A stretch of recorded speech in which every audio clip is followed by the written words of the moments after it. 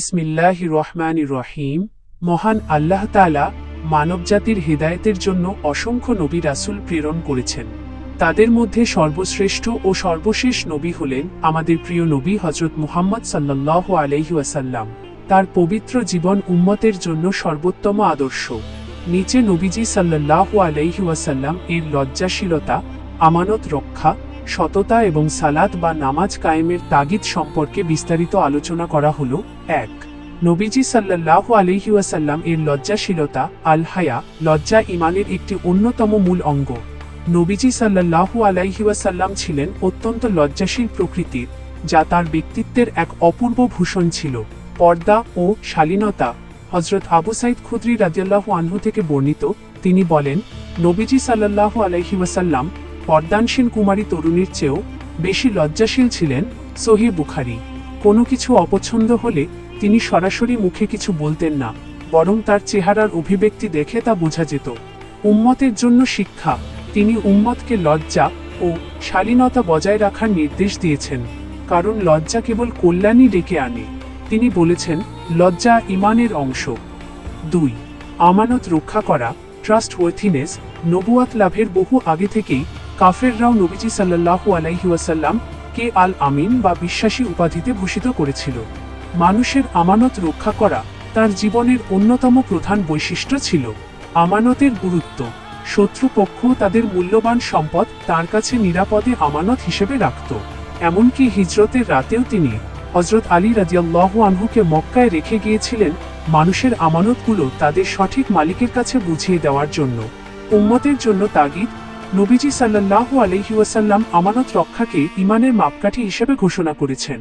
তিনি বলেছেন, যার মধ্যে আমানতদারি নেই তার পূর্ণ ঈমান নেই। কথা, কাজ এবং সাধারণ লেনদেন সব ক্ষেত্রেই আমানতদারি বজায় রাখার জোর তাগিদ তিনি দিয়েছেন। ৩.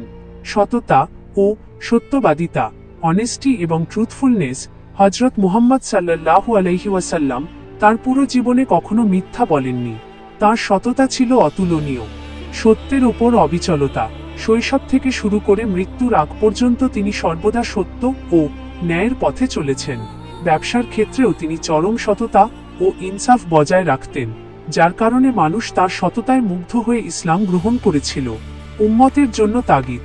তিনি উম্মতকে সবসময় সত্য বলতে এবং সত্যবাদীদের সঙ্গী হতে নির্দেশ দিয়েছেন। তিনি সতর্ক করেছেন যে সততা মানুষকে মুক্তির পথ দেখায় আর মিথ্যা মানুষকে ধ্বংসের দিকে নিয়ে যায়। ৪. নামাজ কায়েমের গুরুত্ব ও তাগিদ। সালাহা। দ্বীন ইসলামের স্তম্ভ হল সালাত বা নামাজ। নবীজি সাল্লাল্লাহু আলাইহি ওয়াসাল্লাম তার উম্মতকে সবচেয়ে বেশি যে বিষয়ের তাগিদ দিয়েছেন তা হল নামাজ।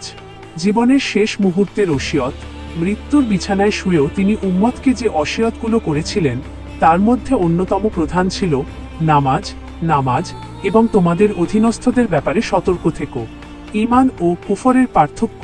নবীজি সাল্লাল্লাহু আলাইহি ওয়াসাল্লাম বলেছেন, একজন বান্দা এবং কাফিরের মধ্যে পার্থক্য হলো নামাজ ত্যাগ করা। তিনি ছোটবেলা থেকেই সন্তানদের নামাজের নির্দেশ দিতে বলেছেন।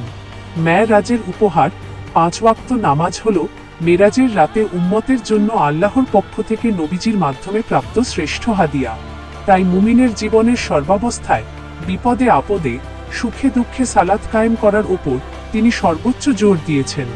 সংক্ষেপে বলা যায়, নবীজি সাল্লাল্লাহু আলাইহি ওয়াসাল্লাম আমাদের যে জীবন ব্যবস্থা দিয়ে গেছেন সেখানে লজ্জা, আমানতদারি, সততা এবং নিয়মিত নামাজ পড়ার মাধ্যমে একটি সুন্দর, পবিত্র ও সফল জীবন গড়ার সুনির্দিষ্ট দিক নির্দেশনা রয়েছে। আল্লাহ তাআলা আমাদের সকলকে নবীজি সাল্লাল্লাহু আলাইহি ওয়াসাল্লামের সুন্নাহ ও আদর্শ সঠিকভাবে মেনে চলার তৌফিক দান করুন। আমিন।